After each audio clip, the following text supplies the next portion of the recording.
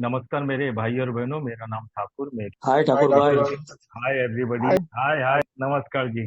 ईश्वर की कृपा, अल्कोहल की मत का कार्यक्रम, फेलोशिप, स्पॉन्सर की मदद और परिवार का साथ। एक एक दिन के हिसाब से शराब के पहले घातक बूत से दूर। दोस्तों, कोई नया भाई या बहन जुड़ी हो या कोई भी भाई बहन संघर्ष कर रहा है तो उसको आशा देता हूँ कि दोस्त मेरे, बिगड़ शराब के जीवन जिया जा सकता है एक एक दिन के हिसाब से, और सुखी समाधानी और आनंदमय जीवन जिया जा सकता है। मेरे स्पॉन्सर हमेशा मुझे बोलते हैं कि ठाकुर भाई, ये जो अल्कोहल के मुक्त का कार्यक्रम है ये आनंदमय जीवन जीने का है, और जो आदमी आनंदमय जीवन जीता है उसको सुख की चाहत नहीं होती है। मैं और मेरी वाइफ को भी सुख की चाहत नहीं, हम दोनों आनंदमय जीवन जी रहे हैं। दोस्तों, सबसे पहले तो मैं अपना नवजीवन ग्रुप का आभारी, उन्होंने मुझे अपने अनुभव शेयर करने का मौका दिया। दोस्तों, असल में ये कुछ टॉपिक मेरे ऐसे ही, जब ये देवेंद्र भाई ने मुझे वो किया था व्हाट्सएप पे, तो मैं तो मन में सोचा, कई समय से मैं कुछ समय से सोच रहा था कि यार मेरे को तो कुछ भी आता नहीं था, मेरा भगवान कैसे कैसे मुझे कहाँ से कहाँ लेके आया। और कुछ समय पहले हमारे ग्रुप में एक न्यू कमर नहीं, 1 1.5 साल का बंदा था, और वो भगवान के ऊपर शेयरिंग कर रहा था। और एक ओल्ड टाइमर ने अपने अनुभव शेयर किए कि भगवान तुम्हारा नौकर नहीं है, क्या भगवान भगवान करते हो, ये सब तरह की बातें किया। और उसके बाद मैं घर पे आया और मैंने हाउस वर्क निकाला। और अभी हाउस वर्क निकाल के मैंने देखा तो हाउस वर्क में क ख ग तक करीब करीब 10 बार ईश्वर के बारे में बताया गया है। ईश्वर के बिगड़ तो ये प्रोग्राम है ही नहीं। दोस्तों मेरे, दोस्तों, मैं परिवार में बड़ा था, हम लोग 3 भाई 3 बहन। मेरे फादर फिल्म लाइन में काम करते थे, और मेरे घर में जॉनी वॉकर ब्लैक लेबल ऐसे पड़ा रहता था, फाइव फाइव सिगरेट भी रहती थी। कभी पिताजी को मैंने पीते भी नहीं देखा था, और शराब पीने का कभी मन में विचार भी नहीं था, क्योंकि मैंने देखा था मेरे बचपन में मेरे एक पड़ोसी थे, जब जब शराब पीते थे रास्ते में गिरते थे, उनकी वाइफ बच्चे उनको उठा के लेके आते थे। और मेरे मन में विचार आता था, मैं उनको मामा करके बोलता था, मेरा मामा को इतनी अच्छी पत्नी मिली है, इतने अच्छे बच्चे लोग हैं, इस तरह से क्यों पीता है। मेरा छोटा भाई था, पहले वो सब बार वीर में इधर उधर सब झमेले करने के बाद लास्ट लास्ट में उसका जो था आधा बॉटल उसको देशी शराब लगती थी, उसमें से भी थोड़ा कम होता तो वो विचलित हो जाता। और मैं मेरे भाई को भी समझाता था कि भाई कम पी, अच्छा पी, और मेरे भाई को इधर उधर मैं लेके जाता था। और मैं बचपन से थोड़ा शर्मिला टाइप का इंसान था, ज्यादा करके हर किसी में मिक्स नहीं हो पाता था, है ना। लेकिन मेरी एक जो था नेचर में अपने परिवार के प्रति एकदम वफादार था। माता पिता की सेवा करना, माता पिता का सब बातें सुनना, उस तरफ से मैं एकदम बराबर था। और दोस्तों, ऐसे करते करते मेरी 7वीं तक पढ़ाई तो बीएमसी स्कूल में हुआ, और मेरे 2 भाई थे उनको प्राइवेट स्कूल में डाला गया। और बाद में मैंने 12th तक पढ़ाई किया। 12th करने के बाद मैंने बीकॉम में एडमिशन ले लिया। और ईश्वर का कुछ चमत्कार देखिए, मेरा एक दोस्त था कच्ची, हम 3 दोस्त थे, बचपन से ही हम 3 दोस्त थे। आज भी उसमें एक ने सुसाइड किया, एक मेरा दोस्त अभी भी जिंदा है, एक सरदार जी और एक कच्ची। सौराष्ट्र में शायद कच्छ साइड में रहता है, अभी बॉम्बे में था, चला गया। तो वो 2 फॉर्म लेके आया हमारे यहाँ, एटीआई करके था, एडवांस ट्रेनिंग इंस्टीट्यूट, वहां से 2 टेक्निकल कोर्स का फिटर ट्रेड के लिए फॉर्म लेके आया। और हम दोनों ने अप्लाई कर दिया। और वो जब ये फॉर्म अप्लाई किया, उसमें मैंने 10th का मार्कशीट डाला था, 12th का नहीं डाला था। पता नहीं मेरे मन में क्या विचार आया, क्योंकि 10th में मुझे 59% थे और 12th में कुछ 52 पॉइंट समथिंग थे, तो मैंने 10 का मार्कशीट डाला। और देखो, मैं कंफ्यूज भी था कि भैया बीकॉम कंटिन्यू करूँ या ये टेक्निकल साइड कंटिन्यू करूँ, कंफ्यूज था। लेकिन भगवान का कुछ ग्रेस था, हम लोग का जो हुआ, मैं सेलेक्ट हो गया और वो सेलेक्ट नहीं हो गया। असल में वो कोटे में बैठता था तो भी वो सेलेक्ट नहीं हुआ और मैं सेलेक्ट। 1981 से 83 तक मैंने वहाँ ट्रेनिंग किया, तो भी वहाँ मैं ज्यादा कुछ होशियार नहीं था। और वो हमारे इंजीनियरिंग में तो इंजीनियरिंग ड्राइंग नंबर 1 चीज है, उसके बगैर तो कुछ है नहीं है। आज भी मुझे 35 साल नौकरी करने के बाद वो ड्राइंग बोलेगा तो मेरे को ड्राइंग का एबीसी भी नहीं आता है। कैसा 2 साल का वो ट्रेनिंग करके मैंने वो ट्रेनिंग पास हो गया। उसके बाद एयर इंडिया में मेरा जॉब लग गया, अप्रेंटिस करके मैंने जॉब ज्वाइन किया। और अप्रेंटिस जब मैंने जॉब ज्वाइन किया, तो उसके बाद क्या हुआ, मैं 11th में पढ़ता था। मैं 11th में पढ़ता था, मेरी जो दोस्त थे, मेरा सरदार जी एक पंजाबी दोस्त और कच्ची दोस्त था। हम लोग 11th में पढ़ते, तो अपने से कुछ सीनियर लोगों के बाद पहली बार हम लोग बियर बार में गए। और बियर बार में जाने के बाद पहली बार बियर पिया, तो मुझे बियर का इतना मजा नहीं आया, लेकिन वो बार का जो वातावरण था वो मुझे अट्रैक्ट हुआ। और उसके बाद कभी कभार हम पीने पिलाने जाते थे, तो उसको ऐसा कुछ था नहीं। और उसके बाद मुझे एयर इंडिया में अप्रेंटिस का जॉब मिला, तो वहां भी मेरे को क्या था, वही दोस्त अच्छे लगते थे। और मैं पढ़ने में भी मतलब ज्यादा होशियार नहीं था। मेरा जो सर था वो हमेशा बोलता था, ठाकुर तुमको माटुंगा वर्कशॉप में भी जॉब नहीं मिलेगा। माटुंगा वर्कशॉप रेलवे का वर्कशॉप था, वहां भी जॉब मिलेगा। यानी उसका बोलने वाला था, तुम्हारा पढ़ाई लिखाई ठीक नहीं है। लेकिन हम 18 बच्चे थे, 18 बच्चे में सबसे पहला जिसका सिलेक्शन हुआ, मेरा सिलेक्शन हुआ, एयर इंडिया में मुझे जॉब लग गया। 1986 में मुझे जॉब लगा, 84 में मेरी शादी हो गई थी दोस्तों, और 86 में मुझे एक बच्ची पैदा हुई। जीवन चल रहा था, कभी कभार शराब पीना, परिवार के साथ था, जॉइंट परिवार था, अपनी जवाबदारी सब अच्छे से निभा रहा था। थोड़ा सा घर में थोड़ा इशू था, मेरे पिताजी का स्वभाव एकदम हिटलर टाइप था। तो छोटी छोटी बातों पे नाराज होने का, मेरी वाइफ भी बेचारी थोड़ी परेशान देती थी, लेकिन कभी मेरी वाइफ ने शिकायत नहीं किया। मेरे छोटे भाई भी कभी टॉर्चर करती थी, छोटी बहन भी टॉर्चर करती थी, और मैं भी थोड़ा पागल टाइप का आदमी था। मुझे ऐसा लगता था यार, भाई को पिताजी को छोड़ के, परिवार को छोड़ के कैसा अकेला लग जाएगा। मेरे पास एयर इंडिया की नौकरी थी, और ऐसे करते करते 94 में 1,000 रुपया लेके मैं घर से निकला। घर लेने के लिए मैं निकला, घर से निकला, एक अपने दोस्त, मेरे जो पंजाबी दोस्त था उसके साथ निकला। और हमारे यहाँ डोंबली करके एक एरिया है, वहां गया। और मेरा एक दोस्त था जो बिल्डर के, उसका पहचान था, और मैंने जाके उससे बातचीत किया, तो वो मेरे दोस्त ने बोला कि अभी अपन बिल्डर से बात नहीं करेंगे, बाद में बात करेगा, मैं अकेले में, तुम अभी खाली देख के जाओ। तो मेरे मन में कुछ डाउट आया कि यार यार ये मेरे को क्यों नहीं लेके जा रहा। उसके बाद हम लोग घाटकों पर उतरे। घाटकों पर उतरने के बाद मैंने मेरे दोस्त को बोला यार अपन भाईंदर भी जाके आते। भाईंदर में इससे पहले मैं अपने कुछ ऑफिस के दोस्तों के साथ आके गया, और हम लोग भाईंदर आए। भाईंदर में हमने देखा था, एक हमारा बीच में जो मीडिएटर था वो हमारे स्टाफ था। उसने 4-5 बिल्डिंग बोला, ये सब करके बताया। एक बिल्डिंग में देखा छोटा सा घर, 460 का एरिया था, 1 बेडरूम हॉल किचन था, ग्राउंड फ्लोर का देखा। और मैं बोला यही ठीक है, क्योंकि मुझे मेरी औकात मालूम थी ना, कि मेरे पास तो बजट वो था ही नहीं। और जब मैं वो मीडिएटर को बोला, तो मैं 500 रुपया दे रहा था, उसने बोला ठाकुर 500 रुपया मत, 501 रुपया दो और घर का बुकिंग करो। दोस्तों मैं कभी कभी आज भी हैरान होता हूँ किस तरह से ईश्वर मेरे जीवन में मदद करता रहा। 501 रुपये में मैं फ्लैट बुक किया, अभी मैंने बेच के दूसरे घर में आ गया। और वो फ्लैट बुक करने के बाद मैं एग्रीमेंट पेपर घर पे लेके गया, मेरी वाइफ को बोला मैं घर बुक करके आया। वाइफ ने बोला कितना दिया। मैंने कुछ शायद 15,000 5,000, मुझे याद नहीं। वाइफ को बोला, क्योंकि मैं 500 बोलूंगा तो मजाक उड़ाएगा कोई, बोलेगा 500 रुपये में तो झोपड़ा भी बुक नहीं आता है। और मेरे फादर को भी मैंने बताया, तो मेरे फादर ने एक डायलॉग मारा कि देख बाबा, जितना चादर है उतना लंबा पैर पैर फैलाना, हमारे से कुछ उम्मीद मत रखना। मेरे पिताजी का स्वभाव कुछ अलग टाइप का था, लेकिन मुझे कभी भी पिताजी से ऐसा नाराजगी नहीं था। कभी कभी ऐसा लगता था यार वो मेरी बात समझते नहीं, कुछ नहीं, तो पिताजी ने इस तरह से बोला। और 94 में मैं परिवार से अलग हुआ। मैं इधर लेने को नहीं आया भाईंदर में, जहाँ मैंने घर लिया, क्योंकि मेरे पास पैसा पूरा नहीं था, तो वही घर मैंने भाड़े वीड़े पे देके बिल्डर का पैसा दिया, और परिवार से मैं अलग हो गया। और मेरे ससुर साहब आए थे, मेरा ससुराल अहमदाबाद है, और मैंने उनको अपना दिखाया कि ऐसे ऐसे ये मैंने घर लिया है। तो मेरे फादर फादर इन लॉ, मेरे ससुर साहब बहुत खुश हुए थे, और उन्होंने मुझे शाबाशी दिया, बेटा 8 साल की नौकरी में तुमने खुद का घर कर लिया, बहुत बड़ी उपलब्धि है। तो मुझे बिल साहब की कहानी याद आती है कि बिल साहब को जब जैसे जैसे थोड़ा प्रगति मिल रहा था, तो उनको लगने लगा आई एम डिफरेंट, तो मुझे भी कुछ लगा यार मैं कुछ अलग चीज का आदमी हूँ, मेरे अंदर कुछ अलग कला है। और 94 में जब मैं परिवार से अलग, तो मन में एक शैतानी विचार आया कि दुनिया शराब पीती है, अपन भी 2 पैक रोज पिएगा तो क्या फर्क गिरता है। मेरे पास एयर इंडिया की नौकरी है, हजारों में पगार है, खुद का घर हो गया, सब कुछ मेरे को ऐसा लगने लगा। जबकि मेरी आर्थिक अवस्था अच्छी नहीं थी। तो मेरी वाइफ को शराब पीना पसंद नहीं था, तो मुझे खाली रविवार के दिन एक क्वार्टर मिलता था पीने के लिए, और मैं रविवार को एक क्वार्टर लाने का थम्स अप डाल के पीता था। धीरे धीरे शराब के प्रति मेरा आकर्षण बढ़ने लगा, और धीरे धीरे ऐसे ही करते करते दोस्तों मेरी शराब बीच बीच में बढ़ने लगी।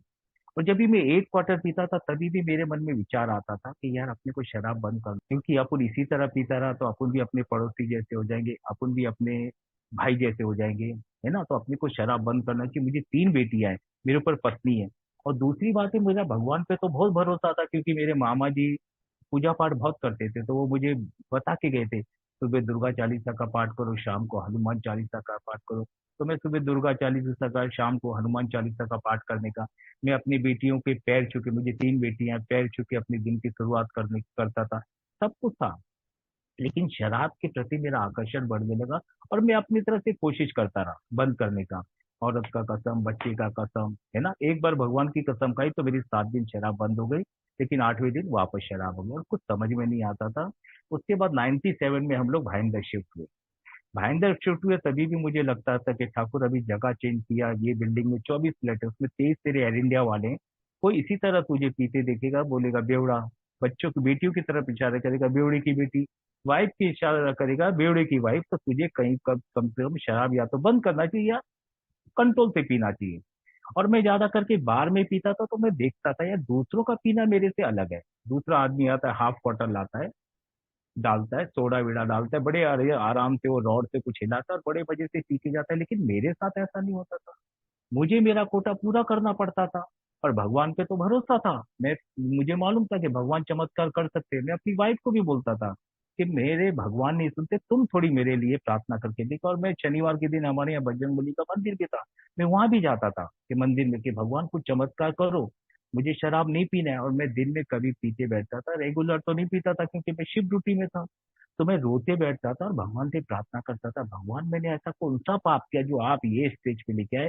मुझे ऐसी जिंदगी नहीं चाहिए। मुझे मालूम है मैं शराब नहीं पी सकता हूँ। एक छोटा सा बच्चा, अभी मेरा ग्रैंड सन है, वो 6 साल का है। मेरी बेटी ने उसको बोल के रखा है कि बेटा एक से ज्यादा दूसरा चॉकलेट खाने का नहीं, ये अपने को नुकसान लगे। मेरा बच्चे उसको, मेरे पोते को मैं अगर चॉकलेट देता है तो वो बोलता है नहीं नाना मुझे अभी नहीं खाना है, मम्मा ने मना किया।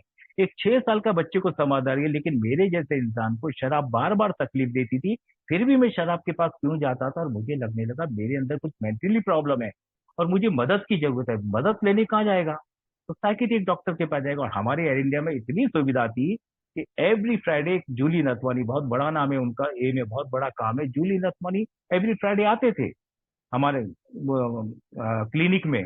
और एक बार मैं गया भी था, मैं बोला जाके डॉक्टर को मिलूंगा और बोलूंगा कि डॉक्टर मेरा ऐसे ऐसे दारू प्रॉब्लम है, आप मुझे मदद चाहिए। लेकिन मेरा बैड लक, मैं गया, डॉक्टर आउट ऑफ इंडिया थी। और उसके बाद दोस्तों मैंने 2 साइकिट्री का ट्रीटमेंट लिया, एक मानस हॉस्पिटल साइड में और बाद में भक्ति वेदांता में, अपने पैनल पे थे, उसका ट्रीटमेंट लिया।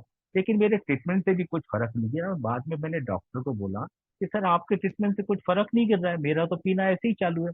डॉक्टर ने बोला आपको एडमिट करेंगे और आपका ट्रीटमेंट करेंगे। वो दिन था 3 अगस्त 99 का दोस्तों, मंगलवार का दिन था। मैं एडमिट होने के लिए जा रहा था, तभी मेरे ऑफिस के एक दो कलीग, मेरे वेल विशर दोस्त थे, उन्होंने बोला तू एडमिट मत हो ठाकुर।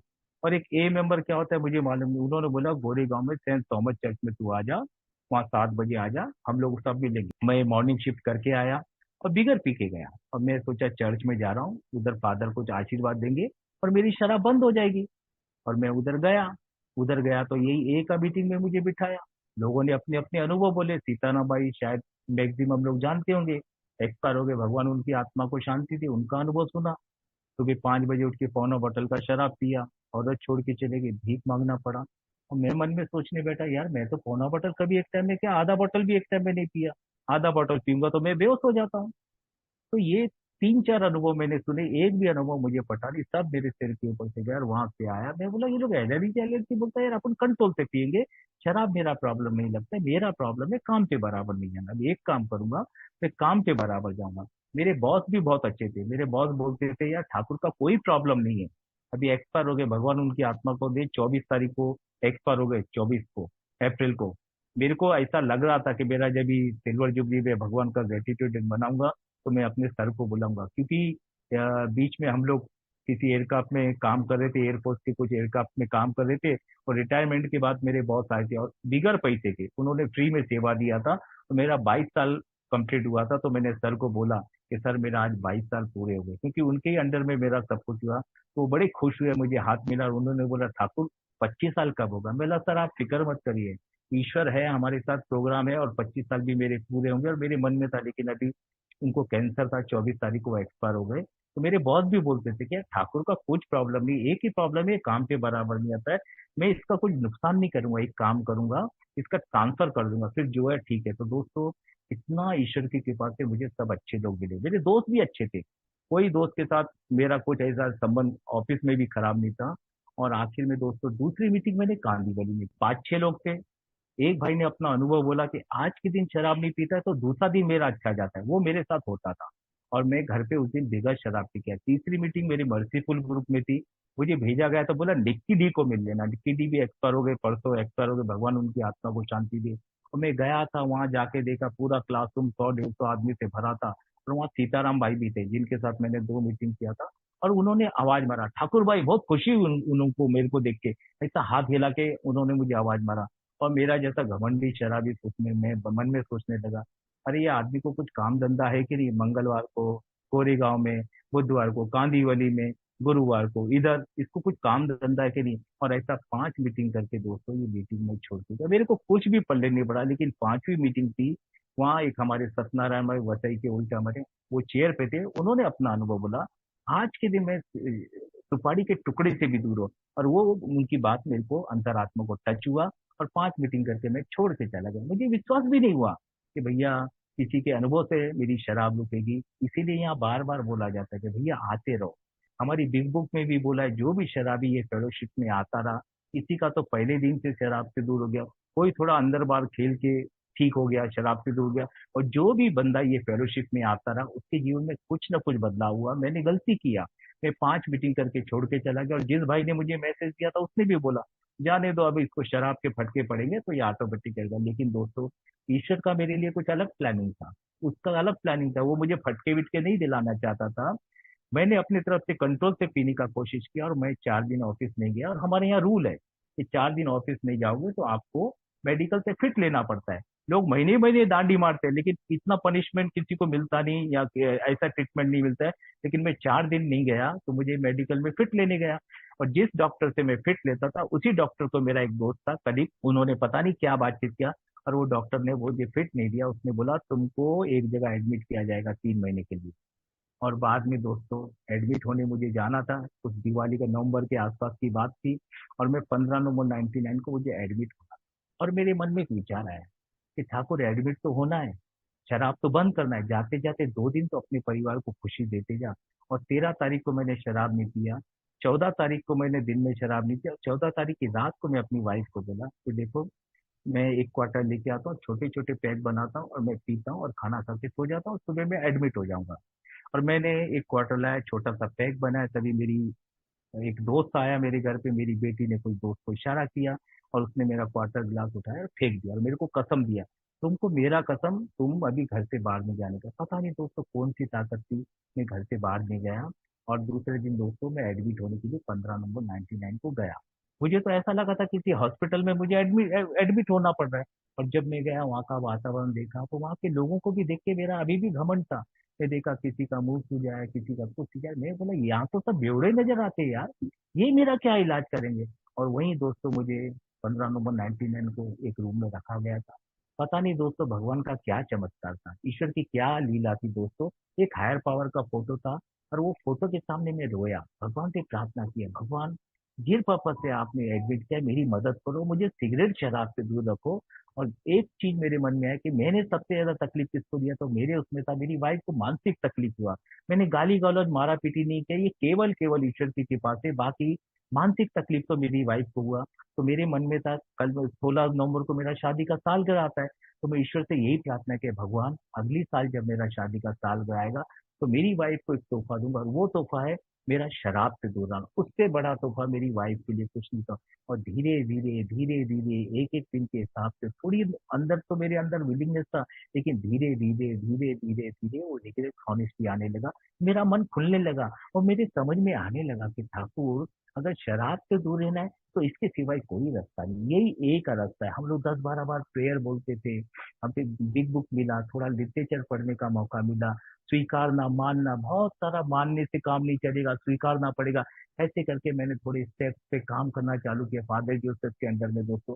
और धीरे धीरे एक बात मेरे दिमाग में बैठ गई कि भाई ये जो प्रोग्राम है, आधा कदम है जो शराब के बारे में बोलता है, और बाकी का पूरा अपना जीवन बदलाव का बारे में बोलता है, आत्म परिवर्तन का प्रोग्राम। और ये मेरे दिमाग में बैठ गया था, मैं जब था मेरा ट्रीटमेंट चल रहा था, मेरे मन में आता था, और मैं कभी सोचता था हमारे पिताजी ने बहुत सारी तकलीफ उठाई, हमको पालने के लिए बहुत सारा कष्ट उठाया, अभी मेरी जवाबदारी है। और मैं ऐसे करते करते मैं फादर के साथ थोड़ा डिस्कस भी करता था, मेरे पिताजी का या मेरा रिजाइनमेंट का ज्यादा था ही नहीं किसी के साथ, खाली मेरे पिताजी के साथ थोड़े मेरे विचार मैच नहीं खाते, तो मैं फादर के साथ बैठता था और फादर को पूछता था कि फादर, मेरे फादर ऐसे बोलते पिताजी कि भाई तुमको पढ़ाया लिखाया नौकरी लगाया, तो मेरे मन में विचार आता था भाई हर माँ बाप ये करता है, ये कोई अलग चीज नहीं है। तो फादर ने मुझे बोला कि ठाकुर, उन्होंने अपनी जवाबदारी निभाई, लेकिन तुम उसको ग्रेटिट्यूड करके लो। और उन्होंने अपने अनुभव बताए कि ठाकुर, मैं पढ़ने में बहुत होशियार था, और मैं चाहता था मेरे पिताजी मुझे शाबाशी दे, लेकिन मेरे पिताजी ने कभी मुझे शाबाशी नहीं दिया।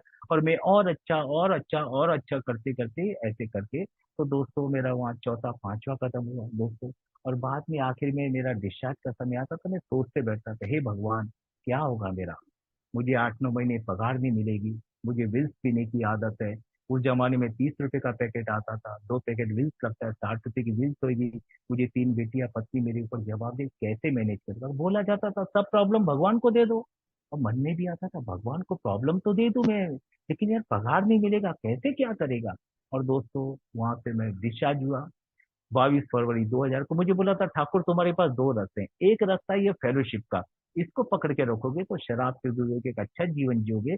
और दूसरे रास्ते पे जाओगे तो वापस शराब हाथ में आएगी। और शराब आएगी, या तो जवानी में मरोगे या पागल बनोगे। और पागलपन थोड़ा बहुत भोगा था, अब मैं पागलपन भोगा था, और जवानी में मैं मरना नहीं चाहता था। तो वहां से डिस्चार्ज होकर 2 दिन घर पे आराम करके 24 फरवरी 2000 को मैंने वापस एक मीटिंग किया कलीना में। वहां भी मुझे सीताराम भाई मिल गए, ये भगवान का ग्रेस। और हम जब मीटिंग करके निकले, सीताराम भाई मुझे बोलने लगे, ठाकुर भाई अच्छा हुआ तुम ये फेलोशिप में वापस आ गए। उनको मैं बोला, सीताराम भाई मुझे प्रोग्राम मालूम पड़ गया है, क्योंकि मैंने 3.5 महीने का रिहैब किया हुआ है। सीताराम भाई ने बोला, ठाकुर भाई 3.5 महीने में प्रोग्राम मालूम पड़ गया, लगता है तुम्हारे ऊपर भगवान का डबल ग्रेस है। मुझे 9 साल हो गए ये फेलोशिप में आके, तो भी मैं सुबह उठ के भगवान से प्रार्थना करता हूँ, एक का मीटिंग करता हूँ, लिटरेचर पढ़ता हूँ, स्पॉन्सर का मदद लेता हूँ, फेलोशिप का मदद लेता हूँ। और तब जाके एक दिन के हिसाब से शराब से दूर रहे। वो बात आज भी मेरे दिमाग में। धीरे धीरे दोस्तों हमारे रविवार की मीटिंग चलती थी भाईंदर में, एक का मीटिंग करने लगा, थोड़ा बहुत जल्दी जाने लगा। और शुरुआत में ही एक 12 स्टेप कॉल आ गया। 12 स्टेप कॉल आया तो हमारे ग्रुप में चल रहा था कौन जाएगा कौन जाएगा, तो उसका कंडीशन था उसको एडमिट करना पड़ेगा। तो एडमिट करने के लिए वसई में एक हॉस्पिटल था, तो एक नाला सुपर के ओल्ड टाइमर, तो उसने बोला वसई तक कोई लेके आ जाओ, तो मैं वहाँ एडमिशन का सब देखेगा। अभी कोई तैयार नहीं था, फट से मैंने हाथ ऊपर किया, मैं आऊंगा।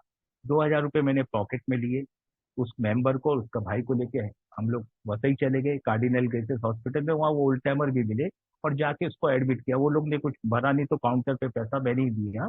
और उसके बाद जब हम लोग अल्कोहलिक वार्ड में गया, तो वहाँ अल्कोहलिक वार्ड में जो हमारे ओल्ड टाइमर थे नाना सफर को, उसको वहाँ के जो पेशेंट थे वो देख के इतने खुश हो रहे थे, अंकल कसे आए तुम्ही, अंकल कसे आए तुम्ही। मुझे बड़ा अच्छा लगा। मैं बोला एक शराबी को इतना मान सम्मान प्यार, यार मेरे को कुछ अजीब सा लगा। और ऐसे करके एक एक दिन के हिसाब से मैं मीटिंग करने लगा दोस्तों। धीरे धीरे मेरे ऑफिस में एक बंदा था, वो काम के बराबर नहीं आता था। तो मेरे मन में एक विचार आया कि भैया एयर इंडिया की इतनी अच्छी नौकरी है, इधर खाली बोला जाता है 2 पंच 1 लंच, इतना भी करेगा तो हमारी नौकरी चल जाती है। तो इसके जीवन में कुछ ना कुछ एडिशन का प्रॉब्लम होगा। तो मैंने उसके साथ अपने अनुभव शेयर किए, तो उसने मेरी बातों को ऐसे लेट गो करके वो अपनी मस्ती में मगन था। और बाद में कुछ समय के बाद 15-20 दिन वो लगातार काम पे नहीं आया। तो मुझे लगा कि इस भाई को घर पे जाना चाहिए। इतने में एक दिन उसका फोन आ गया कि ठाकुर भाई मैं मेडिकल में अपनी मम्मी के साथ आया और मुझे आत्महत्या का विचार आ रहा है, जिधर तुम एडमिट था उधर आप एडमिट करो। और मैं जाके मेडिकल में उसकी मम्मी और उसको मिला। मैंने एडमिशन का जरूरत नहीं है, अपन एक ही मीटिंग करेंगे देखेंगे। फिर मैं मेरे मेडिकल ऑफिसर के पास ले गया, जिन्होंने मुझे मदद किया था मेरी रिकवरी में। मैं बोला सर ऐसी ऐसी बात है, तो डॉक्टर ये देने को तैयार नहीं फिटनेस। वो बोला पहला सुधर के दिखाओ। मैं बोला सर ये तो 1 डे एट टाइम का प्रोग्राम है, हम इसको मीटिंग में ले जाएंगे, ये काम पे आएगा, इसका थोड़ा समय जाएगा, धीरे धीरे हम कोशिश करेंगे। और डॉक्टर को कुछ दया आ गई और उसने फिर दिया। और वो बंदे को हम लोग ने दादर में मीटिंग किया, पहली मीटिंग 9 सितंबर, पहली मीटिंग 2000 को।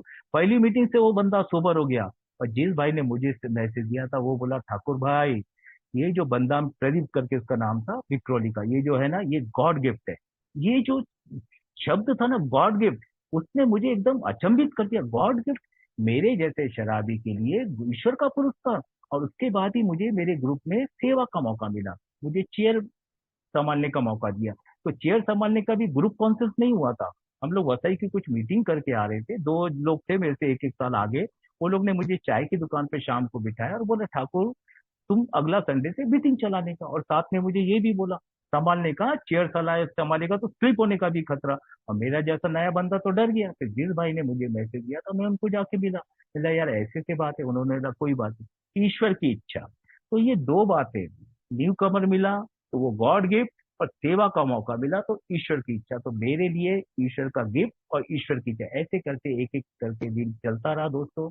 मुझे 8-9 महीना पगार नहीं था। देखो ईश्वर कैसा कैसा प्लानिंग करता है। हमको दो पगार मिलती थी, एक डिविडेंड मिलता था, एक इंसेंटिव मिलता था। मेरा पहला डिविडेंड मिलता रहा, इंसेंटिव माइनस होता रहा, काटते रहे। कुछ समय के बाद इंसेंटिव मिलता रहा और वो काटते रहे। ऐसे करके दोस्तों मेरा एक साल कैसा पूरा गया मुझे मालूम भी नहीं पड़ा, क्योंकि मैं अपने ओल्ड टाइमरों को मैसेज देने जाने का, फिर संडे के दिन मैसेज देने का और 3 दिन फॉलो का काम मेरा रहता था, सोमवार मंगलवार बुधवार। गुरुवार को मेरी सेकंड शिफ्ट होती थी। मैं परेशान हो जाता था, मेरा अभी ये बंदे को कौन वो करेगा। तो जिस भाई ने मुझे मैसेज दिया था वो बोलता, ठाकुर भाई क्यों चिंता करता है, भगवान है ना। और ऐसे करते करते मेरा एक साल कैसा निकल गया मालूम नहीं। बिग बुक मेरे पास शुरू से थी। बिग बुक में जब ट्रेन में जाता था बिग बुक पढ़ता था, आता था बिग बुक पढ़ता था, रोज कुछ ना कुछ मुझे बिग बुक में नया मिलता था। और वो जब ही 2000 में खाली हिंदी में बिग बुक था। और ऐसे करते करते मेरा जो पहला ग्रेटिट्यूड था वो मैंने नमस्कार ग्रुप में, हमारे ऑफिस के ग्रुप में, वहाँ मेरे पिताजी के हाथ से टोकन लिया। मेरे डायरेक्टर ऑफ इंजीनियरिंग, मेरी social worker Julie Nathwani madam, सभी लोग आए थे सभी लोग, और मैंने वहाँ अमेंड किया था, मैंने माफी मांगा। मेरा जाने अनजाने में मुझसे जो भी गलती है उसके लिए मैं माफी चाहता हूँ, और मैं वादा करता हूँ अब ये फेलोशिप में आने के बाद, ये प्रोग्राम में आने के बाद अब आपको ये शिकायत का मौका दूंगा। और मेरा होम ग्रुप जो सरस्वती ग्रुप था वहाँ मैंने अपनी वाइफ से टोकन लिया और वाइफ से भी मांगा। और ऐसे करते एक एक दिन की मेरे हिसाब से जर्नी चालू थी दोस्तों। सेकेंड ईयर जैसे ही मेरा आया, मेरा छोटा भाई जो आधा बोतल शराब पीता था, वो मेरा एक भाई एक्सपायर हो गया। उसको कई लोगों ने घेर लिया। हम लोग ने जेजे अस्पताल में उसको एडमिट किया था। मैं दिन दिन में मैं रहता था, रात को फादर जाते थे। और मेरा भाई एकदम मतलब बेहोश ही था, बिल्कुल होश में नहीं आया। और 21 अप्रैल 2000 को मेरे भाई ने मेरे आंखों के सामने दम तोड़ा।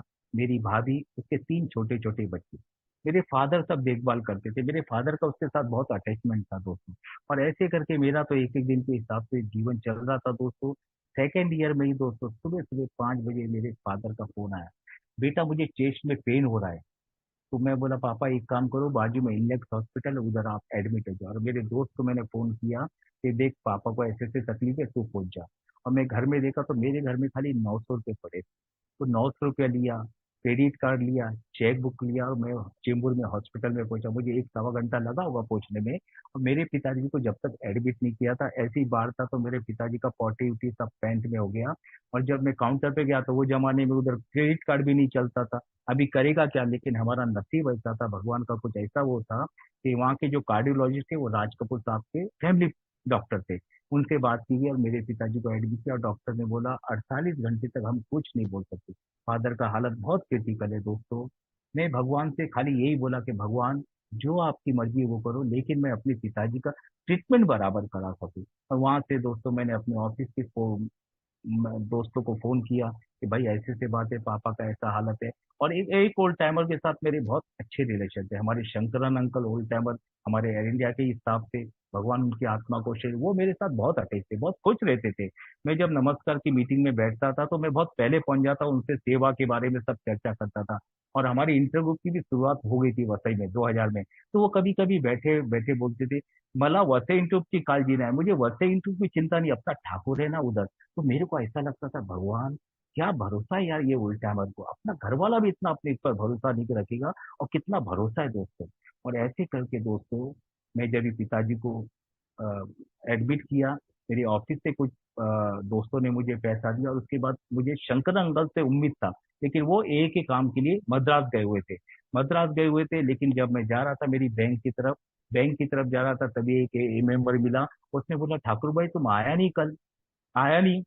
वो शंकरन अंकल तुमको याद आ रहा था, जो आदमी मद्रास था और वो आदमी बॉम्बे आ गया। मैंने उनसे बात किया और उन्होंने भी मुझे कुछ पैसे का अच्छा मदद किया। और मेरे फादर का करीब 8-10 दिन इलाज चला दोस्तों। इलाज करके मेरे फादर को कंप्लीट बेड रेस्ट, अभी तुम कुछ करने का नहीं।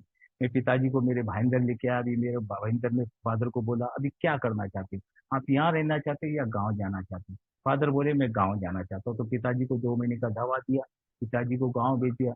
मेरे फादर, मेरी मम्मी, मेरी भाभी, उसके 3 बच्चे, मेरी 3 बेटी, मेरी पत्नी, दोस्तों ये सब जवाबदारी, जबकि मेरी फाइनेंशियल हालत बिल्कुल अच्छी नहीं थी, लेकिन ये प्रोग्राम बोलता है दिस शेल टू पास। चिंता करने की जरूरत नहीं, भगवान हमारे साथ में खड़ा है, खाली हमें तो ये रास्ते पे चल रहा है। और ऐसे करते करते करते एक एक दिन के हिसाब से मैं चलता रहा दोस्तों। वही मेरा भाई जो एक्टर हुआ, उसी की बेटी बड़ी होने के बाद दोस्तों कैनरा बैंक में सेलेक्ट हो गई, बच्चा बड़ा हो गया, वो जॉब पे लगे, आज मेरी भाभी एकदम राम राज है। घर भी बना के एसी वीसी लगा के वो मेरी भतीजी ने सब कुछ, उसकी शादी भी इतने अच्छे घर में हो गई कि पूछो मत। ये मैं कैसे कर पाया दोस्तों? ईश्वर ही करा है ना दोस्तों। मेरा जैसा शराबी जो एक दिन शराब से दूर नहीं रह सकता था, लेकिन ईश्वर ने चमत्कार किया दोस्तों। और ऐसे करते करते दोस्तों 9 साल की सोब्रिटी मेरी मम्मी ने देखी, मेरी माता जी ने देखा, और 17 साल का सोब्रिटी मेरे फादर ने देखा।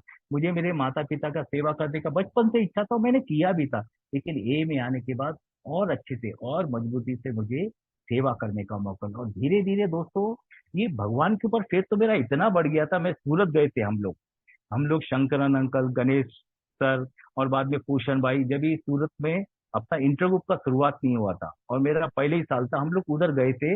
और उधर जाने के बाद क्या है, 12 बजे के बाद अपन ट्रेन में तारीख बदल जाता है, और हम लोग करीब 10-12 लोग थे। हम लोग ने टिकट निकाला था, और वो जो डेट का निकलता और वो 12 बजे के बाद था, और 12 बजे के बाद डेट चेंज हो गई, तो सबकी सब टिकट कैंसिल हो गए। हम लोग बैठे चिंतित। मैं उनको बोला एक काम करो, सेरेनिटी प्रेयर बोलो और सीधा गाड़ी में चल जाओ, कोई चिंता, मतलब मेरे को इतना वो था कि भैया सेरेनिटी प्रेयर बोल के कुछ भी करो, कोई गलत काम की नहीं है, ये तो भगवान का काम है। और भगवान के धीरे धीरे मेरा फेथ बढ़ने लगा, और एक एक दिन के हिसाब से दोस्तों मैं चलता रहा। 5 साल मुझे इंटर ग्रुप में भी सेवा करने का मौका लगा। और सबसे बड़ी बात है दोस्तों, मुझे कुछ बहुत अच्छे ओल्ड टाइमर मिले। ऐसे गुड ओल्ड टाइमर मिले ना दोस्तों, मैंने उनको बिग बुक में तो हम देखते, डॉक्टर बॉब साहब के बारे में पढ़ते, उन्होंने 5,000 लोगों को संदेश दिया। मेरे साथ ऐसे गुड ओल्ड टाइमर थे जिनको मैंने प्रैक्टिकल काम करते देखा। मैं मेरे ऑफिस से आ रहा था, और शाम का समय ऑफिस से जैसे ही मैं भाईंदर पूछा, मुझे इंटरव्यू से कॉल आया कि ठाकुर भाई, और एक अपना जैसर पार्क में सरदार जी को शराब का प्रॉब्लम है, जरा देख लेना। और मैंने क्या किया, 2-3 जगह फोन किया, 2-3 मेंबर को, कोई मिला नहीं। और कोई मिला नहीं तो मैं क्या बोला कि चलो अपन जाके उसका घर देख लेते, और बाद में कल किसी मेंबर के साथ में जाएंगे। और मैं जब उसके घर में गया, तो सरदार जी ऐसे सोफा पे लेटा था, और मैं जब उसके सोफा में बैठा तो मेरी पैंट गीली हो गई, यानी वो बिस्तर पे यूरिन विरिन करता था, और खसक खसक के जाता था, और उसको अब बॉटल नहीं लगता था, उसको गैलन का गैलन लगता था। और मैंने फिर अपने ओल्ड टाइमर को बोला, गुरु जी ये तो बड़ा लफड़े वाला केस है, मैंने तो ऐसा केस आज तक देखा नहीं। उन्होंने बोला कोई बात नहीं, कल अपन मिलेंगे। और दूसरे दिन हम लोग गए, मेला धुला के दोस्तों उसको एक कार में डाल के, हम 4 मेंबर थे, भगवती हॉस्पिटल में एडमिट किया दोस्तों। जब भगवती हॉस्पिटल में एडमिट किया, कई मेंबर बोरीवली दहीसर बिस्तर से जमा हो गए दोस्तों। और लास्ट लास्ट में रात का समय हो रहा था, और सभी लोग बोलने लगे। अब विचार ये था, दिन में तो सब लोग था, रात को रुकेगा कौन? तो रात को कोई रुकने को बहुत सारा खुशी, यार कोई रुकेगा नहीं। आखिर में मैं बोला यार कोई नहीं रुकता है, तो मैं रुक जाता है। एक हमारे मेंबर थे भाईंदर का, बोला ठाकुर तुमको स्वर्ग जरूर प्राप्त होगा। मैं बोला क्यों यार, मैंने ऐसा क्या काम किया? बोलता यार इतने मेंबर हम लोग हैं और रात को रुकने के लिए कोई तैयार नहीं। मैं उसको बोला यार मैंने भी तो झूठ बोला, मेरे को भी डर लगता है, जो एम्बुलेंस में आती है बॉडी वीडी ये सब, ये मेरे को भी डर लगता है। बोलता है तुमने बोला तो बोला। और उसको दोस्तों हम लोग ने 5 दिन एडमिट किया। मेरे ओल्ड टाइमर सुबह सुबह उसके लिए आमलेट बॉयल बटर विटर लेके जाते थे, फिर अपने बैंक में जाते थे। मैं सुबह की मॉर्निंग ड्यूटी 2:30 बजे मैं हॉस्पिटल में आ जाता था, वो बैंक से 2:30 बजे आते थे, और पूरा दिन रात को 11 बजे तक हम उसकी सेवा में लगे रहते थे दोस्तों। उसको वॉशरूम जाना पड़ता था, हम 2 आदमी उसका हाथ पकड़ते थे, और तीसरा आदमी उसका पॉटी साफ करता था। मैं बोला यार हमने खाली किताब में पढ़ा, हम सुनते थे, यहाँ तो मैं प्रैक्टिकल सेवा करते देख रहा हूँ दोस्तों। और उसके बाद दोस्तों वो सोबर हो गया पहली मीटिंग से। हमारा भाईंदर का जो समर्पण गुण है, उसकी बिल्डिंग का नाम समर्पण था, तो वही नाम से हमने हमारा ग्रुप का नाम भी समर्पण रखा। और दोस्तों वो पहली मीटिंग से सोबर गया, हैरान हो गए। और उसने हमको भी एक अजीब सी ताकत दिया कि ये आदमी शराब से दूर रहता है तो दुनिया का कोई भी शराबी दूर रहता है। और धीरे धीरे धीरे दोस्तों एक एक दिन के हिसाब से चलता रहा। मेरा भी क्या था, दिन का 300-350 रुपया खर्चा होता था, क्योंकि मेरा इन्वॉल्वमेंट ज्यादा था, मुझे नौकरी भी अच्छी थी, पगार पानी भी ठीक था, तो मेरा इन्वॉल्वमेंट भी ज्यादा था। लेकिन एक दिन मैं ऐसे सोचते बैठा, यार पीते थे तब अपना पैसा खर्चा होता था, आज नहीं पीता है तो भी पैसा खर्चा होता है। मैं थोड़ा उदास जैसा था, और एक ओल्ड टाइमर को मैंने फोन किया कि यार ऐसे ऐसी बात है। उन्होंने मुझे बोला कि ठाकुर भाई अगर अपनी को इनकम अच्छा है तो थोड़ा बहुत पैसा जाता है तो कोई बात नहीं, लेकिन मैं एक पीआई काम के लिए जा रहा था। ये भी भगवान का, मुझे बिग बुक में ये कुछ सोल्यूशन नहीं मिला। मेरे स्पॉन्सर के साथ में 2005 में मैं जुड़ा, तब से मैंने उनके साथ में शुरू से जुड़ा हुआ था, लेकिन मैंने 2005 में उनको बोला कि मैं आपको स्पॉन्सर बनाना चाहता है। तो मेरे स्पॉन्सर ने भी मुझे बोला कि देखो ऐसे हम लोग स्पॉन्सर स्पॉन्सर नहीं बनेंगे, ठाकुर भाई तुम जॉब वाले हो, मैं ये बिजनेस वाला हूँ, हम लोग आपस में मिलेंगे, एक दूसरे को पहचानेंगे, एक दूसरे को जरा समझेंगे तब जाके। तो मैं एवरी फ्राइडे मेरे ऑफिस से निकलता था, कांदीवली उतरता था, जिमखाना, कोई सर जिमखाना में जाता था, मेरे स्पॉन्सर भी आते थे, हम लोग बैठते थे, चर्चा करते थे, उसके बाद हम लोग मीटिंग करते थे। ऐसे करते करते मैं उनके साथ लगा रहा कुछ साल, 6 महीने के बाद फिर हम लोग स्पॉन्सर बन गए। और उन्हीं के साथ मैंने अपना पूरा का पूरा, मैंने पांचवा कदम लिया था मेरे ट्रीटमेंट सेंटर में। लेकिन कुछ बातें मैंने नहीं लिखी थी, मुझे याद ही नहीं था। फिर मैंने खुल के साथ बातें उनके साथ पूरा चर्चा करके अपना पूरा जो भी था सब कुछ मैंने क्लियर किया। और मेरे स्पॉन्सर का भी बड़प्पन था, उन्होंने भी अपने कुछ अनुभव शेयर किए कि ठाकुर भाई कोई बात नहीं, तुमने जो कांड किया उससे मिलते जुलते कांड मैंने भी किए। और उसके बाद मुझे वो अपने घर पे ले गए और उन्होंने एक नोटबुक और पेन दिया और उन्होंने बोला, ठाकुर भाई ये स्पॉन्सर है ना, ईश्वर के करीब ले जाने की सीढ़ियों का काम करता है। और 2007 में मेरे स्पॉन्सर बड़ौदा शिफ्ट हो गए दोस्तों। अभी उसके बाद हम लोग पर्सनली मिले नहीं, लेकिन महीना 15 दिन में कभी कभी मैं उनसे बात करता हूँ, मुझे कुछ मदद की जरूरत पड़ती है उनसे लेता हूँ। तो ऐसे करके मेरे स्पॉन्सर ने स्टेप्स करा के मुझे ईश्वर के करीब ले जाने का काम किया दोस्तों। और धीरे धीरे दोस्तों मेरा सेवा में तो इन्वॉल्वमेंट चालू था दोस्तों। धीरे धीरे मेरे पैसे ज्यादा खर्चा होते थे, लेकिन 2004 में जब मेरी बेटी की शादी आई ना, अहमदाबाद में मेरी ससुराल भी, मेरे ससुर जी ने एक लड़का देखा और मुझे बताया कि बेटा ऐसे से बजट का ये शादी है। वो बजट थोड़ा ज्यादा था और मेरे पास पैसा नहीं था, 1 रुपया भी नहीं था। और मैंने घर में किसी को नहीं बताया कि मेरा मेरा हालत क्या है। लेकिन मैं ससुर जी को बोला ठीक है। और मैं 1980 में कुछ सेविंग करता था, 200 रुपया महीना। और वो करीब करीब जब भी मेरा बेटी का शादी था वो 80 हजार रुपये हो गए थे। वो 80 हजार रुपये मैंने निकाले, मैंने पीएफ से लोन लिया, मैंने बैंक से लोन लिया, मैंने एलआईसी से लोन लिया। मेरे फादर ने 1 लाख रुपए मुझे हेल्प किया था, मतलब ऐसे गिफ्ट करके। मेरे ससुर साहब ने 30 हजार गिफ्ट किया। और हम लोग अहमदाबाद में करीब 50-55 मेरे रिलेटिव आए थे मेरे ससुर जी के ही घर में दोस्तों। वो होने के बाद मुझे थोड़ा डर भी लग रहा था कि यार मैं कर पाऊंगा कि नहीं, कुछ पैसे की प्रॉब्लम क्यों नहीं जाए। तो 2 क्रेडिट कार्ड भी लेके गया। लेकिन दोस्तों वो शादी, और मेरे मन में एक विचार भी आ रहा था कि यार तू ए में आने के बाद बहुत पैसा बर्बाद किया, ए में आने के बाद ज्यादा सेवा किया, थोड़े पैसे के बारे में ध्यान नहीं दिया। अगर पैसे के बारे में ध्यान देता तो आज तेरी परिस्थिति नहीं थी। अभी मैं एक काम करूंगा, थोड़ा सा कम सेवा करूंगा, ये मेरे मन में एक विचार आ रहा था। लेकिन दोस्तों मेरी बेटी की शादी इतने अच्छे ढंग से हो गया, मेरे फादर इतने खुश हो गए कि बेटा तूने हमारा नाम रोशन कर दिया, मेरे सब रिलेटिव खड़े इतने खुश हो गए। और दोस्तों शादी करने के बाद कुछ 33,000 वो 2004 में मेरे हाथ में बच गए। और शादी के बाद सीधा मैं भगवान के पास गया मंदिर में और भगवान को बोला, भगवान बहुत बहुत कि जो कुछ हुआ है आपकी कृपा से और एक ही कृपा से हुआ, बाकी तो कुछ है ही नहीं।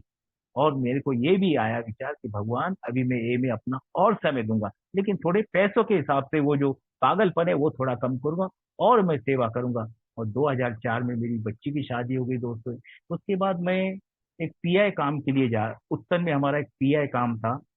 मैं और मेरे एक ओल्ड टाइमर थे नाला सोपा के, मैं उनके साथ बातचीत कर रहा था। तो ऐसे ही मैंने कभी कभी मैं ओवर टाइम का भी काम छोड़ देता था एक ही मीटिंग के लिए या सेवा के लिए। ये मेरा बड़प्पन था, ग्रैंडोसिटी थी। असल में एक दिन ओवर टाइम करने से मेरा कुछ वो नहीं होता था। और मैं वो मेंबर से बात कर रहा था, वो मेंबर ने बोला, ठाकुर भाई अगर एक दिन तुमको ओवर टाइम करने को मिलता है तो तुम कर लेते तो कोई नुकसान नहीं है। और उन्होंने एक अनुभव शेयर किया कि ठाकुर भाई किसी दिन अगर मैं मीटिंग नहीं करता हूँ तो मेरे किटी में कुछ डालने की जरूरत नहीं पड़ती है। और मैं किटी में कुछ नहीं डालता हूँ तो मेरा दिन का 1 रुपया खर्चा नहीं होता। तो भाई ये अनुभव तो मुझे बड़ा अजीब सा लगा। मैं बोला ये आदमी नाला सुपर से चर्चगेट काम पे जाता है और इसका एक दिन रुपया खर्चा नहीं होता है। और मैं बड़े घमंड से बोलता हूँ मेरा 150 रुपया रोज का खर्चा, मेरा 200 रुपया खर्चा कर, मेरा सिगरेट का इतना खर्चा है। बोला भैया तेरा गलत ट्रैक चल रहा है, तू जो ट्रैक पे चल रहा है वो गलत चल रहा है। और दोस्तों मैंने कोशिश किया और 26 जुलाई 2007 से लेके मैं सुपारी के टुकड़े से भी दूर गया। कई बार मेरी वाइफ ने मुझे टोका कि यार तुम हमारे लिए सिगरेट नहीं छोड़ सकते हो। और मैंने कई बार सिगरेट को कचरे के डब्बे में फेंका, फिर उठा लिया। और एक आध बार तो मैं भगवान से प्रार्थना की, मेरा भगवान अरे क्यों नहीं चमत्कार करते हो। ये वाइफ मुझे 2 बार सुनाता है और मेरी आंखों में आंसू भी आया। बोला क्यों नहीं चमत्कार करते, एक एक दिन के हिसाब से आपने मुझे शराब से दूर किया, ये सिगरेट से भी कुछ करो। और पता नहीं दोस्तों भगवान का कुछ चमत्कार हुआ और 26 जुलाई 2007 से लेके मैं सुपारी के टुकड़े से भी हो गया। मैंने थोड़ा एक्लेयर का सहारा लिया, मैं थोड़ा एक्लेयर खाता था। और उसके बाद दोस्तों मैं इस सुपारी के टुकड़े से भी दूर हो गया। और धीरे धीरे मैं भी वही अवस्था में आ गया। मेरा स्टेशन कुछ 25 मिनट था घर से, मैं पैदल जाता था, पैसे बचत के लिए नहीं, थोड़ा शरीर के लिए भी। बाद में मैं अपने ऑफिस जाता था, कैंटीन का ये करता था। मैं भी किसी दिन अगर मीटिंग नहीं करता था, मेरा 1 रुपया भी खर्चा नहीं होता। और हमारे वसई का एक ग्रुप है, सन्मार ग्रुप, वहाँ एक ओल्ड टाइमर ने अपने अनुभव शेयर किए कि हमारा किटी बॉक्स है ना, 60-30-10, ये जो पैसा आता है 60% इंटरग्रुप को, 30% हम लोग जीएसओ को, 10% खुद के लिए देते, तो उसका भी इसमें अच्छा जॉब था। तो बोला मैंने ऐसे से अपना फाइनेंस मैनेजमेंट किया और आज मैं सेल्फ सपोर्ट हो गया, मुझे अच्छी लगी उसकी शेयरिंग। मैं बोला अपना इधर बोलता है ना सेल्फ सपोर्ट, हाँ, हमको किसी के पास हाथ फैलाने का जरूरत नहीं, अपना ट्रेडिशन बोलता है, तो मुझे भी यार छोटे मोटे प्रॉब्लम के लिए किसी के पास हाथ फैलाने की जरूरत नहीं है, मुझे भी इसके ऊपर काम करना चाहिए, मुझे अच्छी नौकरी है, अच्छी पगार है। और धीरे धीरे मैं शॉर्टकट पैसे के पीछे मैं नहीं भागा। मुझे शुरू से इन्हें बोला था शॉर्टकट पैसे के पीछे मत भागना भैया, ईमानदारी से, और ईमानदारी को मैंने पकड़ लिया धीरे धीरे, थोड़ा पोस्ट में, थोड़ा इसमें म्यूचुअल फंड में, थोड़ा ऐसे करते करते करते दोस्तों, कुछ समय के बाद 2024-14 में मेरी सेकंड वाली बेटी की शादी। सेकंड वाली की बेटी की मैंने बेटी को ही बोला बेटा मेन्यू तुम फिक्स करो, होटल तुम फिक्स करो। लड़का भी उन्होंने ही पसंद किया था, सीए है लड़का। मुझे बोला डैडी लड़का सीए है, थोड़ा चौल में रहते। मेरा कोई बात नहीं बेटा, सीए लड़का है, तुम टीसीएस में जॉब करते हो, मिलजुल के सब हो जाएगा।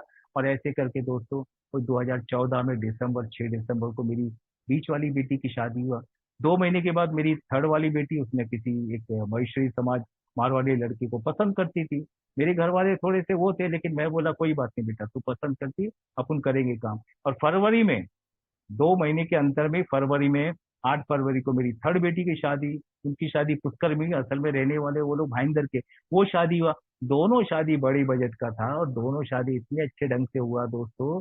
ये फेलोशिप ने मुझे सेल्फ सपोर्ट बना दिया, मुझे एक पैसा किसी से मांगना नहीं पड़ा दोस्तों। ये प्रोग्राम की ताकत है, नहीं तो मेरा पैसे के बारे में इतना बुरा हालत था। और ये सब ईश्वर मेरा करते रहा। मैं तो कभी कभी सोचता हूँ दोस्तों, मेरे को तो बुद्धि नहीं है। मैं मेरे फेलिक्स भाई को हमेशा बोलता था, फेलिक्स भाई मैं पढ़ने में होशियार नहीं, मैं कॉलेज में होशियार नहीं, मैं टेक्निकल फील्ड में होशियार नहीं, मैंने एयर इंडिया में 35 साल की नौकरी की, वहां भी मेरा कोई काम का वो नहीं था। तो फेलिक्स भाई हमेशा बोलते थे ठाकुर भाई, भगवान ने हर किसी को किसी न किसी पर्पज से लिए बनाया हुआ है। तो मैं कभी कभी वही सोचता कि भगवान कैसा कैसा मेरे जीवन में काम करता रहा। उसके बाद भी मेरा एक एक दिन के हिसाब से चलता रहा, सेवा में इन्वॉल्व रहा, रेगुलर मीटिंग रही, लिटरेचर पढ़ता रहा, जो भी छोटा मोटा लिटरेचर था उसको पढ़ता रहा। ज्यादा तो नहीं था मेरे पास। बाद में 12/12 आ गया, अपना डेली लिटरेचर था, अभी लिविंग सोबर तक कुछ समय पहले आया। ऐसे करते करते एक एक दिन के हिसाब से मेरा जीवन चल रहा था दोस्तों। और उसके बाद मेरी बेटी टीसीएस में जॉब करती थी और मेरे सन इन लॉ सीए थे, उनकी अच्छी खासी इनकम थी। तो मैंने एक दिन ऐसे ही सोचा, मैं बोला क्या करूँ यार, पता नहीं भगवान ने कुछ मेरे दिमाग में डाल दिया कि एक काम कर, पीएफ से थोड़ा अमाउंट उठा और तो इनिशियली इनके लिए थोड़ा सा कुछ कर दे, और ये लोग बाद में लोन मिल लेके अपना वो कर लेंगे, एक प्रॉपर्टी बना लेंगे। तो मैं मेरे बेटी को, सन इन लॉ को, मैं मेरा वाइफ विरार, नाला सोपारा, वसई, इधर उधर लेके घूमते थे। और बाद में मीरा रोड में एक छोटा सा हमने देखा, मैंने इनिशियली कुछ हेल्प किया, वो लोगों ने लोन लिया, दोस्तों उनका भी काम हो गया। ये भगवान ने चमत्कार कर दिया दोस्तों। उसी तरह मैंने तीसरी वाली बेटी के लिए भी सोचा, उसका भी हो गया, अभी 1 डेढ़ महीने में पोजीशन होगा। ये ईश्वर कराता रहा मेरा। और 4 साल रिटायरमेंट पहले से मेरे मन में विचार आया कि अभी मेरी बेटियों को मुझे कुछ गिफ्ट देना चाहिए। मैं अभी रिटायर हो जाऊंगा 4 साल, अब गिफ्ट क्या देना चाहिए पता नहीं, मेरे दिमाग में कुछ था नहीं। अचानक मुझे ऐसा लगा चलो अपन एक सेविंग का आदत डालेंगे। तो मैंने एक अच्छी खासी अमाउंट तीनों के लिए सेविंग का डाल दिया। क्या, मैं बोला 4 साल मैं भरूंगा, 4 साल के बेटा तुम लोग कंटिन्यू करना। और ऐसे करते करते दोस्तों 4 साल वो मैंने किया, और बाद में आज वो लोग ने कंटिन्यू चालू कर दिया दोस्तों। मेरा 60 ईयर का जब भी मेरा ये ग्रेट बर्थडे था, तो मेरी बेटियों ने मुझे कुछ बताया नहीं, सरप्राइज रखा। खाली वो ये बोला कि डैडी अपन एक काम करेंगे, अपन हरे राम हरे कृष्णा मंदिर जाएंगे, वहां थोड़ा कुछ डोनेशन देंगे। लेकिन जब शाम को हम लोग निकलने लगे ना, तो मेरी वाइफ अच्छे से बाल बिल काला किया, अच्छा साड़ी वीड़ी पहनने लगा। और मैं मन मुझे भी बोला तुम थोड़ा मैचिंग का कपड़ा पहन। मैं मन में सोचा यार मंदिर में जा रहे हैं और इतना सब कुछ क्या कर रहे हैं दोस्तों। और मेरे जो सन इन लॉ थे वो बेंगलोर गए थे ऑडिट के लिए। और हम लोग जब गए तो एक हॉल में हमने एंट्री किया, जो मेरे जवाई बेंगलोर में थे वो जवाई उधर से, मैं सरप्राइज हो गया दोस्तों, वो बेंगलोर से इधर आ गए। और बाद में जब ये हॉल में एंट्री किया दोस्तों, मेरे एक कुछ दोस्त थे जो मेरे फैमिली फ्रेंड है, वो मेरे कुछ एयर इंडिया के दोस्त थे, ऐसे कुछ 50-60 लोगों का एकदम गेट टुगेदर दोस्तों। इतना सरप्राइज मेरी बेटियों ने मेरे को दिया ना दोस्तों। फिर मेरे जो अहमदाबाद में थे मेरे जवाई, वो लोग किसी कारण आए नहीं, उन्होंने अपना वो वॉइस से मैसेज भेजा और इतना अच्छे से वो किया।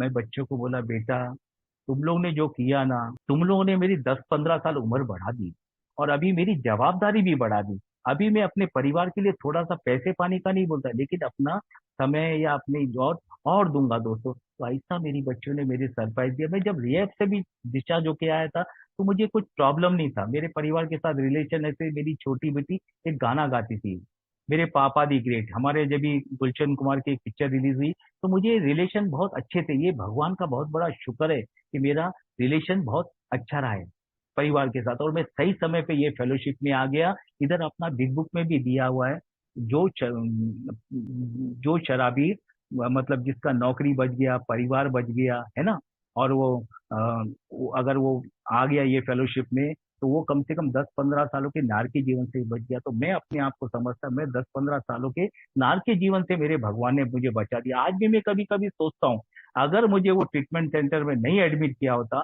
तो शायद एक आध साल में खेलता रहता था, मेरे ऊपर से सब जाता। लेकिन वहां बार बार रोज रोज रोज रोज वही जाते जाते जाते मेरा दिमाग खुल गया, और मैं पूरी तरह से सड़ गया। तो भगवान मेरे जीवन में किसी न किसी रूप में मदद कर रहे हैं। मुझे याद है मेरी पहली साल की सोसाइटी में मैं परिवार को कुछ सिखाने को गया था, मेरा वाइफ को मैं कुछ सिखाने को गया था।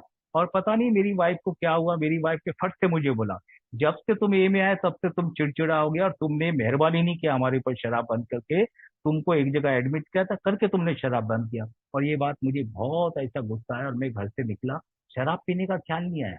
मैंने पॉकेट में पैसे डाले, और मैं बोला किसी ऑर्केस्ट्रा में जाऊंगा, एक दो गाने सुनूंगा और थम्स अप पी के आऊंगा, और रात को 1-2 बजे आऊंगा। बाद में बेचारा 1-2 बजे आएगा तो यार घर वाले परेशान हो जाएंगे, और 1000-2000 रुपया खर्च आएगा। चल किसी देसी बार में जाते, कोई शराबी मिलेगा तो उसको शराब पिला, और तू थम्स अप पीते बैठ। मैं देसी बार के पास आ गया, लेकिन कोई पहचान का मिला नहीं, ये भगवान का ही शुक्र है। और एक दो सिगरेट पिया, घर पे आया, ठंडे पानी से नहाया, और बिग बुक निकाला।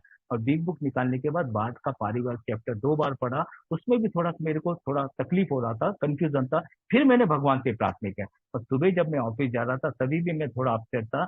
तभी हमारे निक्की डी जो अभी एक्सपायर हो गए, उन्होंने 25 साल पूरा किए थे, और उनके ग्रुप ने एक छोटा सा बुकलेट बनाया था। वो बुकलेट में एक स्लोगन था, हम जैसी शराबियों की भगवान हमेशा देखभाल करता है, तो छोटे मोटे प्रॉब्लम से क्यों चिंता करता है। और वो स्लोगन ने मुझे एक अजीब सी ताकत दिया। और मैं घर पे गया, अपनी वाइफ और बेटी को बिठा, और वाइफ को बोला, देखो तुमने मुझे इस तरह से बोला, मुझे बहुत तकलीफ हुआ, लेकिन आज मुझे शराब पीने का जरूरत नहीं। जैसा मेरा परिवार, मेरी वाइफ, मेरी बेटियां, मेरे माता पिता है, उसी तरह से ये मेरा फेलोशिप भी किसी परिवार से कम नहीं है।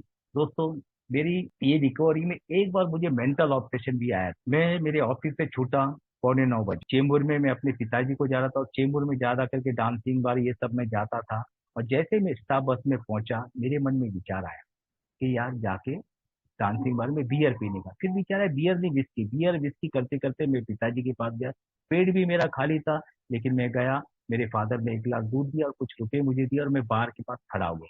जाने का कि नहीं जाने का, जाने का कि नहीं जाने, इतने में एक 373 बस आ गई, जो बैंडा स्टेशन जाती है। और मेरे कदम ऑटोमेटिक वो बस में चले गए, और मैंने भगवान का आभार माना, भगवान बहुत बहुत धन्यवाद, आपने मुझे बचा लिया। अभी मुझे भाईंदर में और बचा लेना, स्टेशन के पास ही अपना गुरु बार है।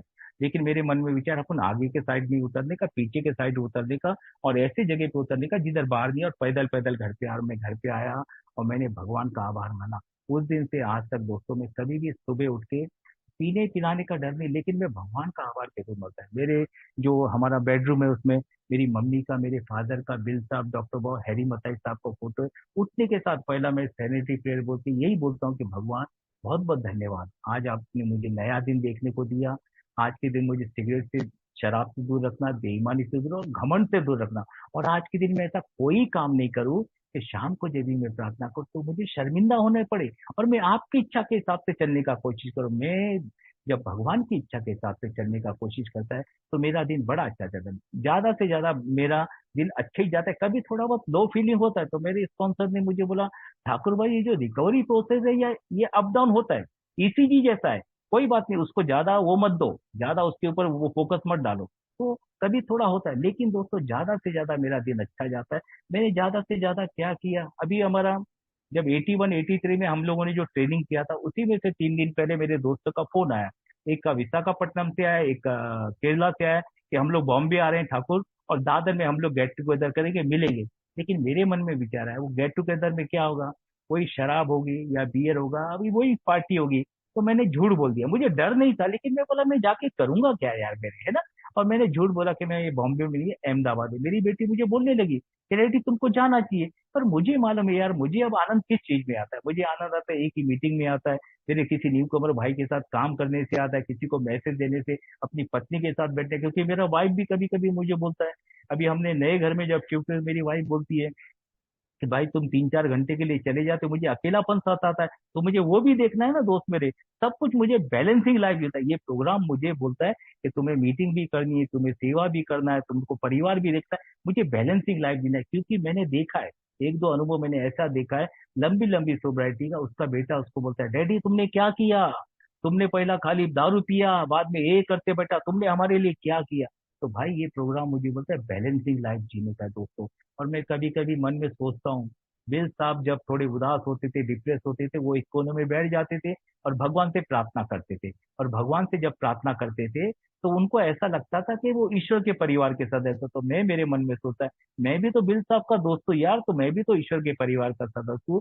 और जब मैं ईश्वर के परिवार का सदस्य, तो मुझे छोटे मोटे प्रॉब्लम से डरने का जरूरत ही नहीं है। थोड़ा बहुत अप डाउन होने वाला है, लेकिन दोस्तों ये प्रोग्राम इतना सुंदर प्रोग्राम है, रियली बोलता है।